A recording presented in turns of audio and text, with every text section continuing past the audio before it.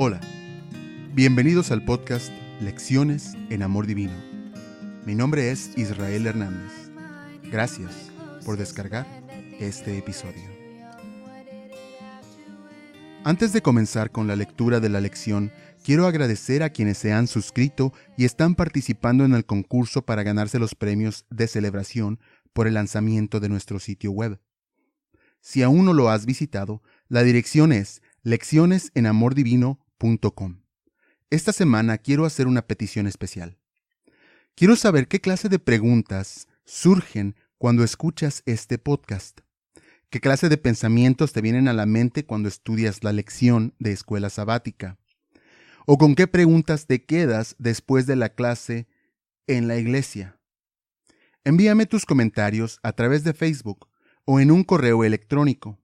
La dirección es leccionesenamordivino@gmail.com. Los enlaces estarán en las notas del programa. Sin más distracciones, te invito a escuchar la lección de esta semana, del 15 al 22 de julio, que lleva por título La salvación por la fe sola.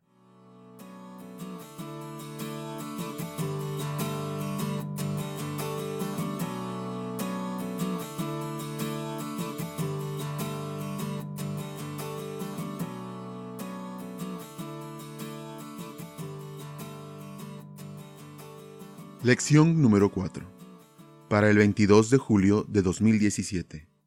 Justificación solo por la fe. Sábado 15 de julio. Lee para el estudio de esta semana Gálatas 2, 15 al 21, Efesios 2, 12, Filipenses 3, 9, Romanos 3, 10 al 20, Génesis 15, 5 y 6, y Romanos 3, 8. Con Cristo estoy juntamente crucificado, y ya no vivo yo, mas vive Cristo en mí. Y lo que ahora vivo en la carne, lo vivo en la fe del Hijo de Dios, el cual me amó y se entregó a sí mismo por mí. Gálatas 2:20. Como vimos la semana pasada, Pablo confrontó públicamente a Pedro en Antioquía por la falta de congruencia entre la fe que defendía y el comportamiento que demostraba. La decisión de Pedro de ya no comer con los extranjeros expaganos sugiere que los consideraba cristianos de segunda clase. En el mejor de los casos, su acción implicaba que si realmente deseaban formar parte de la familia de Dios, disfrutar de las bendiciones de una comunión plena, primero debían someterse a la circuncisión. En la lección de esta semana, estudiaremos un resumen de lo que probablemente ocurrió. Este pasaje contiene algunas de las expresiones más comprimidas del Nuevo Testamento, y es sumamente importante, porque por primera vez nos presenta varias palabras y frases que son fundamentales tanto para entender el Evangelio como para el resto de la carta de Pablo a los Gálatas.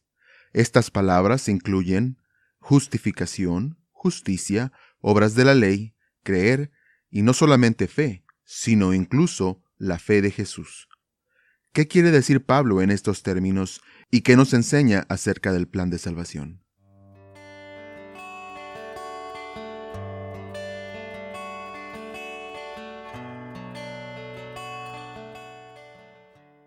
Domingo 16 de julio. La cuestión de la justificación. En Gálatas 2:15, Pablo escribe: Nosotros, judíos de nacimiento, y no pecadores de entre los gentiles. ¿Qué piensas que está enfatizando aquí? Las palabras de Pablo deben entenderse en su contexto. En un intento por convencer a sus compatriotas judíos cristianos de su postura, Pablo comienza con algo con lo que estaría de acuerdo: la distinción tradicional entre judíos y gentiles. Los judíos eran los elegidos de Dios, depositarios de su ley, y disfrutaban de los beneficios de la relación del pacto con él. Sin embargo, los gentiles eran pecadores. La ley de Dios no restringía su comportamiento y estaban fuera de las promesas del pacto. Aunque los gentiles obviamente eran pecadores, en el versículo 16, Pablo les advierte a los cristianos judíos que sus privilegios espirituales no los hacen más aceptables ante Dios, porque nadie es justificado por las obras de la ley. Pablo utiliza la palabra justificado 4 veces en Gálatas 2, 16 y 17. ¿Qué quiere decir con justificación? Analiza Éxodo 23, 7 y Deuteronomio 25, 1. Gálatas 2, 16 y 17. Sabiendo que el hombre no es justificado por las obras de la ley, sino por la fe de Jesucristo, nosotros también hemos creído en Jesucristo para ser justificados por la fe de Cristo, y no por las obras de la ley, por cuanto por las obras de la ley nadie será justificado. Y si buscando ser justificados en Cristo, también nosotros somos hallados pecadores, ¿es por eso Cristo ministro de pecado? En ninguna manera. Éxodo 23, 7. De palabra de mentira te alejarás, y no matarás al inocente y justo, porque yo no justificaré al impío. Deuteronomio 25, 1. Si hubiere pleito entre algunos, y acudieren al tribunal para que los jueces los juzguen, éstos absolverán al justo y condenarán al culpable. Después de haber leído estas citas, leo la pregunta nuevamente. ¿Qué quiere decir Pablo con la palabra justificación? El verbo justificar es un término clave para Pablo. De las 39 veces que aparece en el Nuevo Testamento, 27 se encuentran en las cartas de Pablo. Él la usa 8 veces en Gálatas, incluyendo 4 referencias en Gálatas 4, 16 y 17. Justificación es un término legal utilizado en la corte. Tiene que ver con el veredicto que pronuncia el juez cuando una persona es declarada inocente de los cargos elevados en su contra.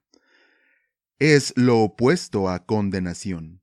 Además, debido a que las palabras justo y recto provienen de la misma palabra griega, el hecho de que la persona sea justificada significa que la persona también es considerada justa.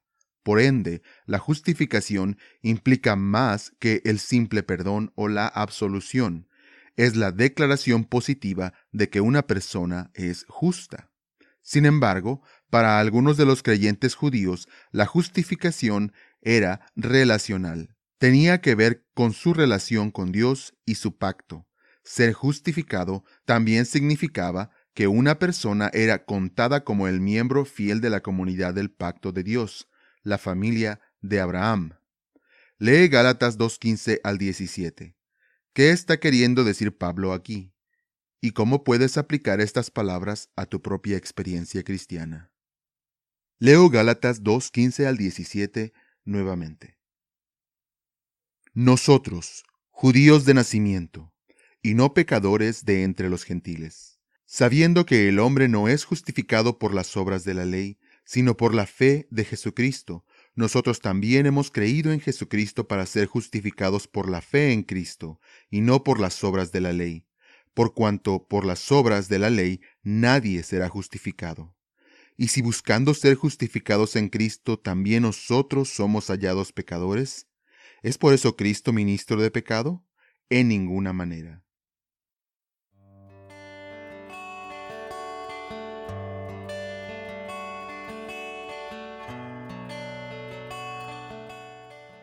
Lunes 17 de julio. Las obras de la ley. Pablo dice 3 veces en Gálatas 2:16 que una persona no es justificada por las obras de la ley. ¿Qué quiere decir con la expresión obras de la ley? ¿De qué manera los siguientes textos nos ayudan a entender su significado? Gálatas 2:16 y 17. Gálatas 3, 2, 5 y 10. Romanos 3, 20 y 28. Gálatas 2, 16 y 17. Sabiendo que el hombre no es justificado por las obras de la ley, sino por la fe de Jesucristo, nosotros también hemos creído en Jesucristo para ser justificados por la fe de Cristo, y no por las obras de la ley, por cuanto por las obras de la ley nadie será justificado. Y si buscando ser justificados en Cristo, también nosotros somos hallados pecadores, ¿es por eso Cristo ministro de pecado? En ninguna manera. Gálatas 3, 2, 5 y 10. Esto solo quiero saber de vosotros. ¿Recibiste el Espíritu por las obras de la ley o por el oír con fe? Aquel, pues, que os suministra el Espíritu y hace maravillas entre vosotros, ¿lo hace por las obras de la ley o por el oír con fe? Porque todos los que dependen de las obras de la ley están bajo maldición, pues escrito está: maldito todo aquel que no permaneciere en todas las cosas escritas en el libro de la ley para hacerlas. Romanos 3, 20 y 28. Ya que por las obras de la ley ningún ser humano será justificado delante de él, porque por medio de la ley es el conocimiento del pecado. Concluimos, pues, que el hombre es justificado por la fe sin las obras de la ley. Después de haber leído estas citas, leo la pregunta nuevamente. ¿Qué quiere decir con la expresión obras de la ley? ¿De qué manera los siguientes textos nos ayudan a entender su significado? Antes de poder entender la frase las obras de la ley, debemos entender lo que Pablo quiere decir con la palabra ley. La palabra ley, nomos en griego, se encuentra 121 veces en las cartas de Pablo. Puede referirse a varias cosas diferentes, incluyendo la voluntad de Dios para su pueblo, los primeros 5 libros de Moisés, el Antiguo Testamento entero o incluso solamente un principio general. Sin embargo, el uso primario que le da Pablo se refiere a la colección entera de mandatos que Dios dio a su pueblo por medio de Moisés. La frase las obras de la ley probablemente implique, por lo tanto, todos los requerimientos que se encuentran en los mandamientos dados por Dios por medio de Moisés, ya sean morales o ceremoniales. Lo que quiere decir Pablo es que no importa cuánto nos esforcemos por seguir y obedecer la ley de Dios, nuestra obediencia nunca será suficiente para que Dios nos justifique, para declararnos justos ante Él. Eso es porque su ley requiere absoluta fidelidad, en pensamiento y acción, no solo parte del tiempo, sino todo el tiempo, y no solamente para algunos de sus mandamientos, sino para todos. Aunque la frase obras de la ley no se encuentra en el Antiguo Testamento, se halla en el Nuevo Testamento fuera de los escritos de Pablo. Una confirmación contundente de su significado apareció en 1947, con el descubrimiento de los rollos del Mar Muerto, una colección de escritos acopiados por un grupo judío de asenios que vivieron en la época de Jesús. Aunque está escrito en hebreo, unos rollos contienen esta frase exacta. El título del rollo es Mizkak Mas'a Torah, que puede traducirse como importantes obras de la ley. El rollo descubre varios temas basados en la ley bíblica con respecto al prevenir de la profanación de cosas santas, incluyendo varias que marcaban a los judíos como separados de los gentiles. Al final, el autor escribe que si se seguían estas obras de la ley, serás considerado justificado ante Dios. A diferencia de Pablo, el autor no ofrece al lector la justificación sobre la base de la fe, sino sobre la base del comportamiento. En tu propia experiencia, ¿cuán bien guardas la ley de Dios? ¿Realmente sientes que guardas tan bien que puedes ser justificado ante Dios sobre la base de tu obediencia a la ley? Ver Romanos 3, 10 al 20. De lo contrario, ¿por qué no? ¿Y cómo te ayuda tu respuesta a entender el énfasis de Pablo aquí?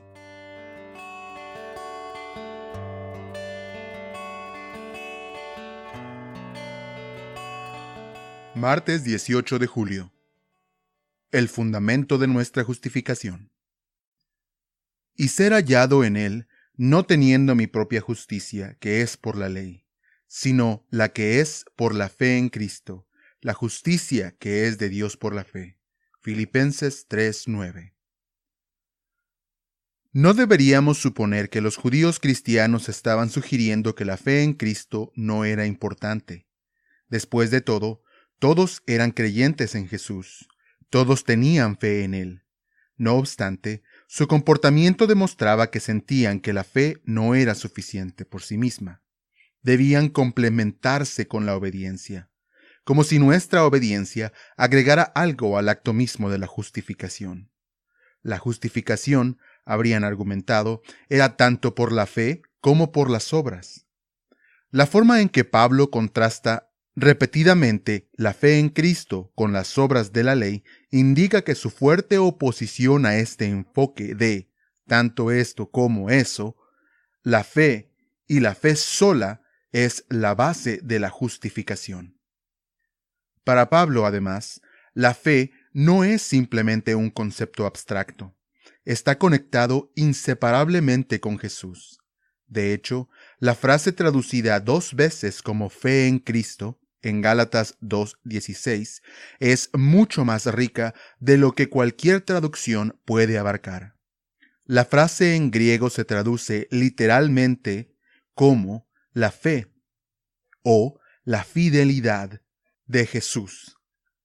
Esta traducción literal revela un contraste poderoso que Pablo está haciendo entre las obras de la ley que nosotros realizamos y la obra de Cristo, realizada por nosotros.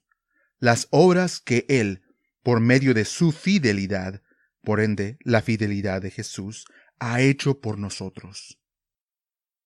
Es importante recordar que la fe en sí misma no contribuye a la justificación, como si la fe fuera meritoria en y por sí misma. La fe es, más bien, un medio por el cual nos asimos de Cristo y de sus obras en nuestro favor. No somos justificados sobre la base de nuestra fe, sino sobre la base de la fe de Cristo por nosotros, de la cual nos apropiamos por la fe. Cristo hizo lo que nadie hizo. Solamente Él fue fiel a Dios en todo lo que hizo. Nuestra esperanza está en la fidelidad de Cristo, no en la nuestra. Esta es la verdad grande e importante que, entre otras, dio inicio a la Reforma Protestante, una verdad que sigue siendo tan crucial hoy como cuando Martín Lutero comenzó a predicarla hace siglos. Una traducción siríaca temprana de Gálatas 2:6 transmite bien lo que Pablo quiso decir. Por lo tanto, sabemos que un hombre no es justificado por las obras de la ley, sino por la fe de Jesús el Mesías, y creemos en él, en el Jesús el Mesías, que por su fe, la fe del Mesías, podamos ser justificados y no por las obras de la ley. Lee Romanos 3, 22 y 26, Gálatas 3, 22, Efesios 3, 12 y Filipenses 3, 9. ¿De qué manera estos textos y lo que leímos arriba nos ayuda a entender la maravillosa verdad de que la fidelidad de Cristo por nosotros, su perfecta obediencia a Dios, es la única base de nuestra salvación? Romanos 3:22. La justicia de Dios por medio de la fe en Jesucristo para todos los que creen en Él, porque no hay diferencia. Versículo 26. Con la mira de manifestar en este tiempo su justicia, a fin de que Él sea el justo, y el que es justificado al que es de la fe en Jesús. Efesios 3:12. En quien tenemos seguridad y acceso con confianza por medio de la fe en Él. Filipenses 3:9. Y ser hallado en Él, no teniendo mi propia justicia, que es por la ley, sino la que es por la fe de Cristo, la justicia que es de Dios por la fe.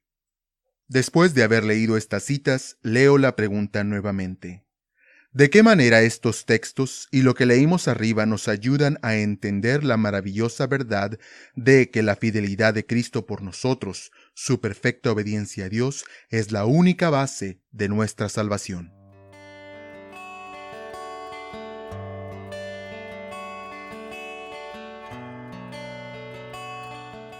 Miércoles 19 de julio. La obediencia de fe. Pablo deja en claro que la fe es absolutamente fundamental para la vida cristiana, el medio por el cual nos aferramos a las promesas que tenemos en Cristo. Pero ¿qué exactamente es la fe? ¿Qué implica? ¿Qué nos enseñan los siguientes textos acerca del origen de la fe? Génesis 15, 5 y 6. Juan 3, 14 al 16. Segunda de Corintios 5, 14 y 15. Y Gálatas 5, 6. Génesis 15, 5 y 6. Y lo llevó fuera y le dijo: Mira ahora los cielos y cuenta las estrellas, si las puedes contar. Y le dijo: Así será tu descendencia. Y creyó a Jehová, y le fue contado por justicia. Juan 3, 14 al 16. Y como Moisés levantó la serpiente en el desierto, así es necesario que el Hijo del Hombre sea levantado, para que todo aquel que en él crea no se pierda, mas tenga vida eterna.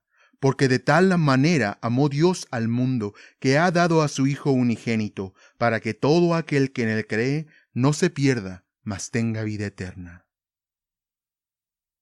Segunda de Corintios 5, 14 y 15.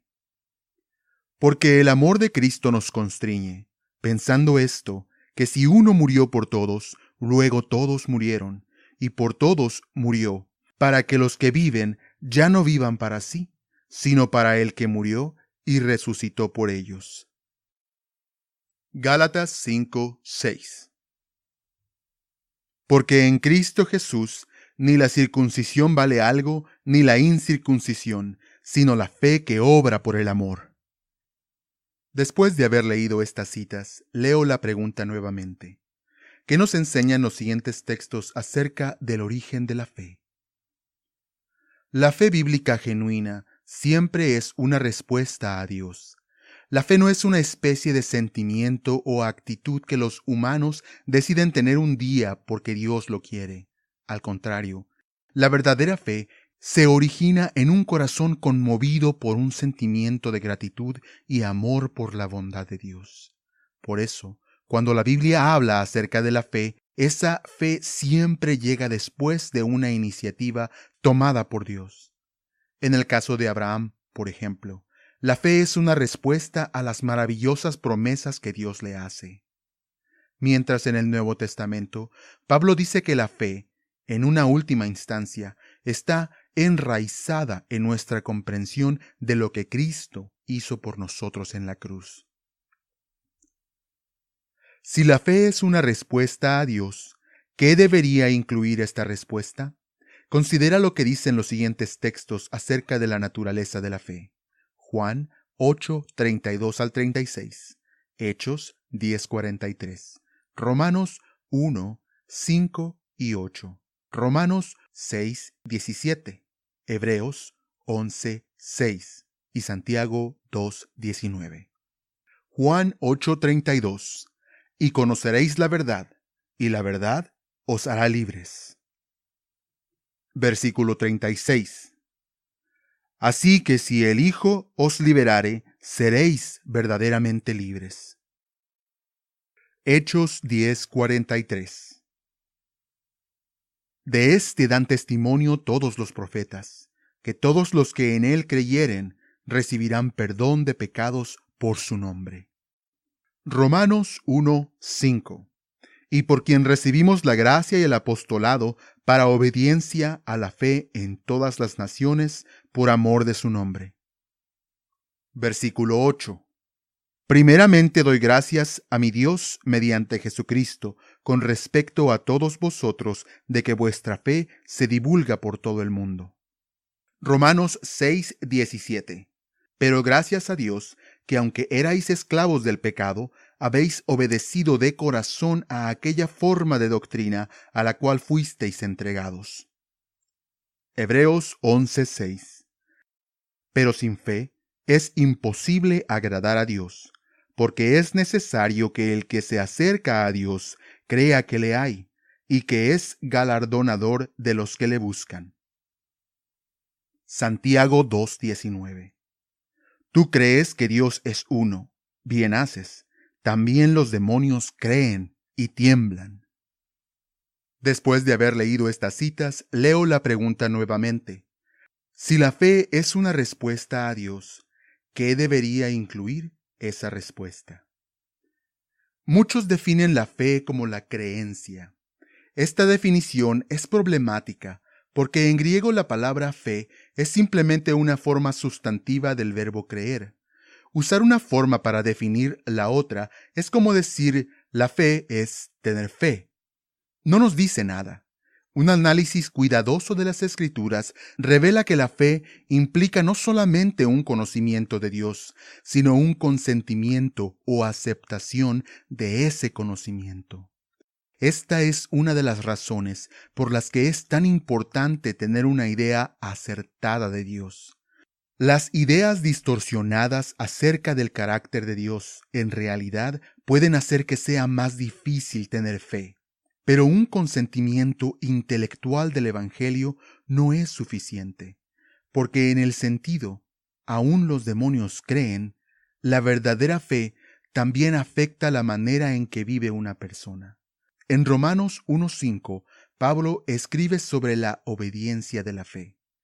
Pablo no está diciendo que la obediencia es lo mismo que la fe. Lo que quiere decir es que la verdadera fe afecta toda la vida de una persona, no solamente la mente. Implica un compromiso con nuestro Señor y Salvador Jesucristo, en oposición a una simple lista de normas. La fe es tanto lo que hacemos como vivimos, y en quién confiamos como también lo que creemos.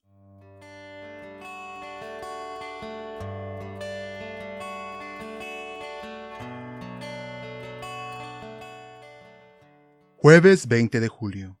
¿La fe promueve pecado? Una de las principales acusaciones contra Pablo era que su evangelio de justificación solo por la fe animaba a las personas a pecar. Ver Romanos 3:8 y 6:1. Sin duda, los acusadores razonaban que si las personas no tienen que guardar la ley para ser aceptadas por Dios, ¿por qué deberían preocuparse por su manera de vivir? Lutero también enfrentó acusaciones similares. ¿De qué manera responde Pablo a la acusación de que la doctrina de la justificación por la fe sola fomenta un comportamiento pecaminoso? Gálatas 2:17 y 18. ¿Y si buscando ser justificados en Cristo, también nosotros somos hallados pecadores? ¿Es por eso Cristo ministro de pecado? En ninguna manera. Porque si las cosas que destruí, las mismas vuelvo a edificar, transgresor me hago. Después de haber leído esta cita, leo la pregunta nuevamente. ¿De qué manera responde Pablo a la acusación de que la doctrina de la justificación por la fe sola fomenta un comportamiento pecaminoso? Pablo responde a las acusaciones de sus oponentes con los términos más fuertes posibles: en ninguna manera. Aunque es posible que una persona pueda caer en pecado después de ir a Cristo, la responsabilidad ciertamente no sería de Cristo. Si quebrantamos la ley, nosotros mismos somos los transgresores de ella. ¿De qué manera describe Pablo su unión con Jesucristo? ¿De qué manera esta respuesta refuta las objeciones elevadas por sus oponentes? Gálatas 2:19 al 21. Porque yo por la ley soy muerto para la ley, a fin de vivir para Dios.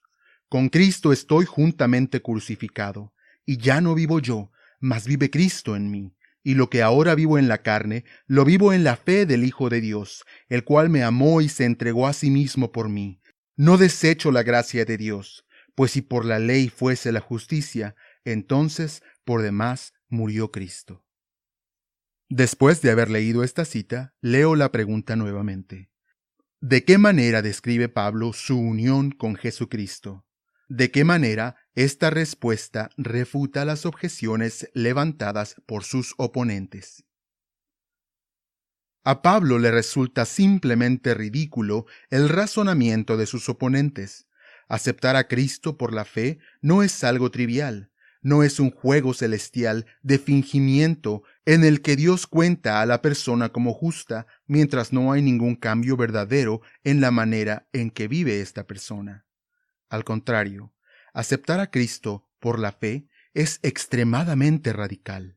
Implica una unión completa con Cristo, una unión tanto en su muerte como en su resurrección. Espiritualmente hablando, Pablo dice que estamos crucificados con Cristo y que nuestra antigua vida de pecado, enraizada en el egoísmo, ha terminado. Hemos hecho un quiebre radical con todo el pasado. Todo es nuevo. También hemos resucitado a una vida en Cristo. El Cristo resucitado vive en nosotros, haciéndonos diariamente cada vez más semejantes a Él. La fe en Cristo, por lo tanto, no es un pretexto para pecar, sino un llamado a una relación mucho más profunda y rica con Cristo que lo que podría resultar de una religión basada en la ley. ¿Cómo entiendes el concepto de salvación solo por la fe, sin las obras de la ley? Quizá te asuste un poco, haciéndote pensar que puede ser una excusa para pecar, o te regocijas en ella. ¿Qué dice tu respuesta acerca de tu comprensión de la salvación?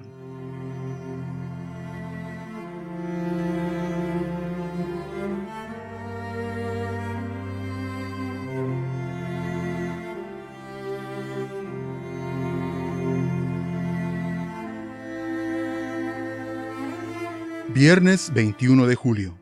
Para estudiar y meditar. Una y otra vez me ha sido presentado el peligro de abrigar como pueblo ideas falsas sobre la justificación por la fe. Por años se me ha mostrado que Satanás trabajaría de una manera especial para confundir las mentes en este punto. La ley de Dios ha sido ampliamente tratada y presentada a las congregaciones casi tan desprovista del conocimiento de Cristo Jesús y su relación con la ley como la ofrenda de Caín. Se me ha mostrado que muchos no han llegado a la fe por causa de ideas mezcladas y confusas acerca de la salvación, porque los ministros han trabajado de una manera errónea para alcanzar los corazones. El punto que ha sido impreso por años en mi mente es la justicia imputada de Cristo.